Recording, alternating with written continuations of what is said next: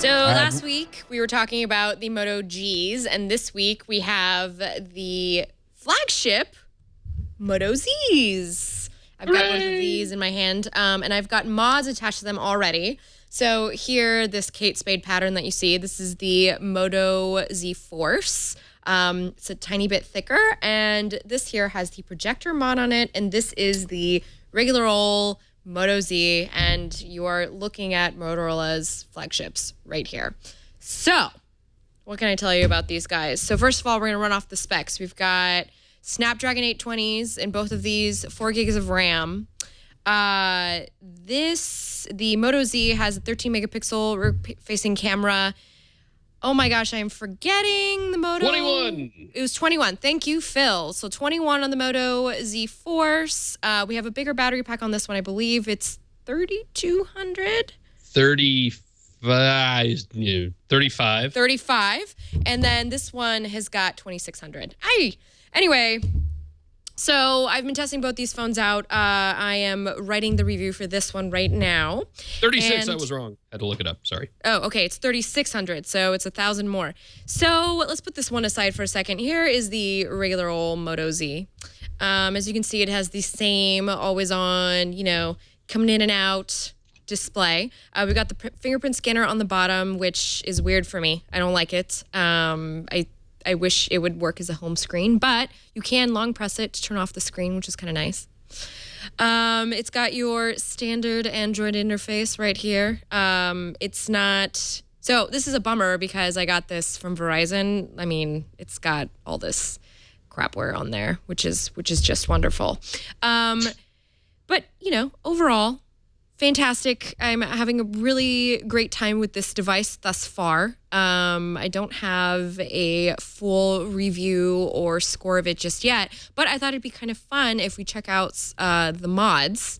Now, I did bring... That's what I'm, most interested in, and B, most upset that I'm not there to see how they work. So are they easy to snap on, snap off? Like, what, all right, give me the whole story. let me show you. There we go.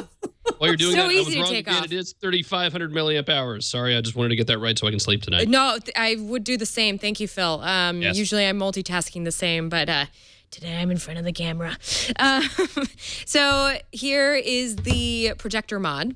It's called the InstaShare Projector, and it's got this little button down here which is supposed to help you know if it's all charged up. I do believe. It snaps on very easily. It's got these 16 pins right here, which snaps on to these other 16 pins, and I believe... Oh my gosh, the camera angles. I'm trying to do those at the same time. I believe this is all like magnetized. So it snaps on perfectly on the back. And when it snaps on, it makes a little vibration. So you flip it over. All right, that's not what it's supposed to be showing right now. But initially, when you put on the mod, the software will come up with a little prompt to let you know, you've connected this device. Would you like it to do what it's supposed to be doing? And then you're like, yes, of course. The nice thing that I like already is that when you go into the notification shade, you will have battery meters for both the mod that you've got on, if it's got extra battery on there, and your Moto Z. And I really appreciate this because it lets you know, how much juice you've got left when you're doing all that fun stuff. The projector, very easy to use. I'm gonna see if I can find a good angle to do this. So it pops out like this little kickstand right here. Here, we'll do it this way first. This is the button that turns it on. Oh, my eyes! Ah! I know. Can you tilt it what's right the angle? into the lens? And this is the focus button right here. And this is a fan. And this is really cool because it turns on when the phone is getting too hot, which it was the other day when I was watching a movie with it plugged in. And so can you turn it around and project it on you or on the wall behind us or right into the lens? That'd be great. Yeah. Hold on, I just got it in my eye. This is awesome. So, confession, I have actually been doing the same thing and have been watching Harry Potter down on the lower 2 inches of my iMac here this entire time. So how is it? Is it a good picture, or does it actually work? Or it's not high resolution. Projectors like this are very hard to crank up the resolution, right? Especially when you're talking something consumer grade. It's not it's not horrible. I watched a movie with my kids the other night, and it's going to be interesting to see the use case. I think I could very much see business people using this for sort of presentations on the go. Yeah. Would you want to Yoga watch on the go? Yeah, that's what I used. Remember that Lenovo tablet with the built-in projector? That was great for like. Hey Josh, if you want, we could try and see if we can get it with the overhead camera. There we go. There's me. Look at that. Oh, that's so cool. All about Android a couple weeks ago. And it will show anything that's on the screen, so it's not just locked into one specific app. Which... You can just use the UI. It gets very loud. You know what?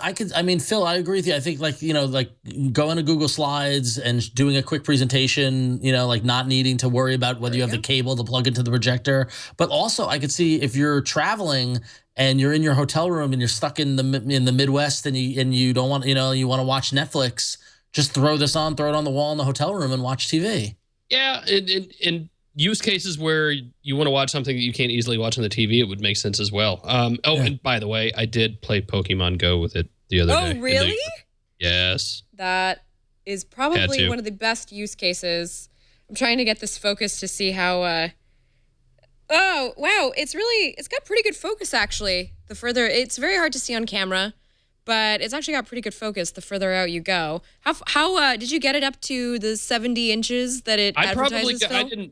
I didn't measure it. It probably got pretty close. Yeah. And so something else you're going to have to think about is what you're projecting onto. If the wall has brown texture, table doesn't work. Yeah. Very well. If the wall has texture, that's going to mess with it. My eldest daughter's room is painted purple. So Harry Potter came away a little purple from the whole thing. Can we back up to where you said you played Pokemon Go on the projector? How did that work? I did. Yeah. I put a picture. I think it's on my Instagram is where I put it. Yeah. It projects just right up there on the screen. Now, I mean, walking around is going to be tough doing this unless you pay somebody to walk in front of you with a screen, which I was going to say, can you rig some sort of harness with a big screen in front of you? All it takes is a little money. Yes. So, I mean, there are going to be things that you can and can't do with this sort of thing. And then there's the battery consideration as well. A couple of these mods, the speaker and the projector, you can charge them on their own, which is nice. Yeah. It's going to be real interesting to see. We don't have prices to share with any of this stuff yet. That's going to be another big consideration for this stuff. And that was something that I was considering too. As I've been working on the review, is I was trying to see if I could protect it behind me, but I think I'm just going to cut my losses for right now. No, you did a great job, Flo. It was admirable. So that was one thing, Phil, that I was thinking about too. Is like, how much are these mods going to cost? Now, here on the Moto Z Force, I've got the Kate Spade battery pack. This thing is pretty freaking neat. I like it a lot because I had it on for like 3 days and the battery barely died. And the nice thing about this is it doesn't charge separately. It just charges at night when you're charging the entire phone, which is great. The only annoyance is that it makes this thing very heavy. So that's already kind of a bummer for me versus when you put on the regular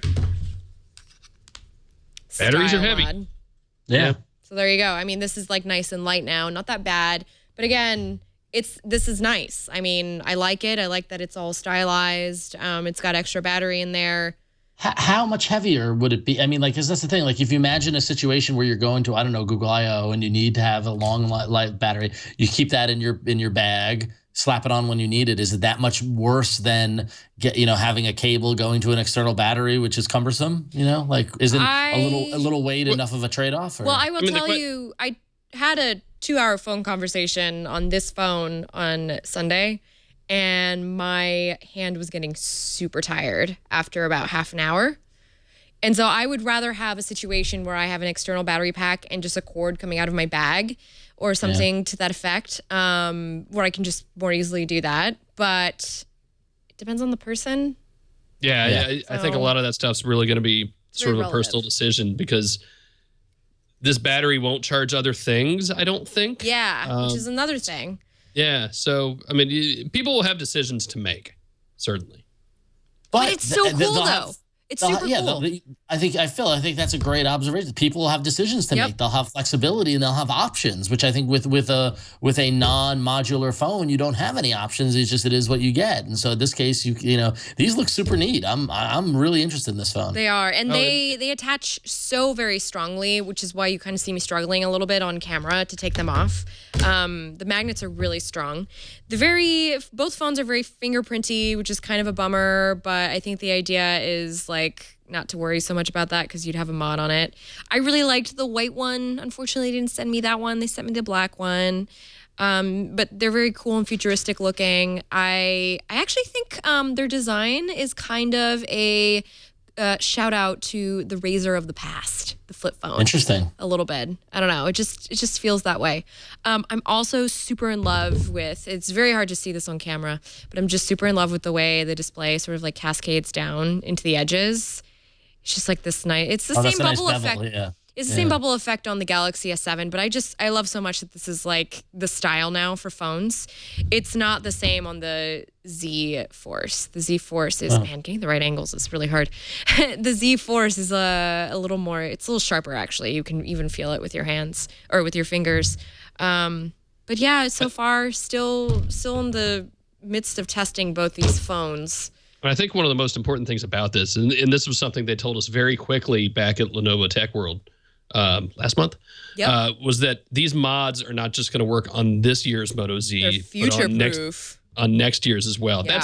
That's a huge deal. Yeah. Because now you can invest, if you want to get the projector, and you got to figure it's going to be a good little amount of money, these things always are, then you're not just investing in one thing that's going to work on one phone for 1 year. So you're going to get at least 2 years out of it. You can spread that cost out over, 48 months instead of 12. And then maybe these modules will be a little more palatable that way. Yeah, I think it also speaks volumes to Motorola or Lenovo's trust in these modules and the idea that people are going to be attracted to having separate little stick-ons for their phones. I think what Motorola has figured out is a lot better than what LG has going, though, in terms of like this mod fad. Yeah, you really don't like those LG phones. They're just so clunky. Like the idea of having to pop out your battery and then pop in something else. I mean, look how freaking easy this is. Yeah. Like I didn't have to do anything. I didn't have to turn off the phone and turn it back on again. I didn't have to worry about, having my circuit board exposed. It's a nicer way of doing things. So good on Motorola for figuring it out. Yeah, very cool. I'm impressed. I like it. So, all right, cool. Well, thank you, Flo, for showing those off, and Phil for your guys' feedback on it. I can't wait to get my hands on it.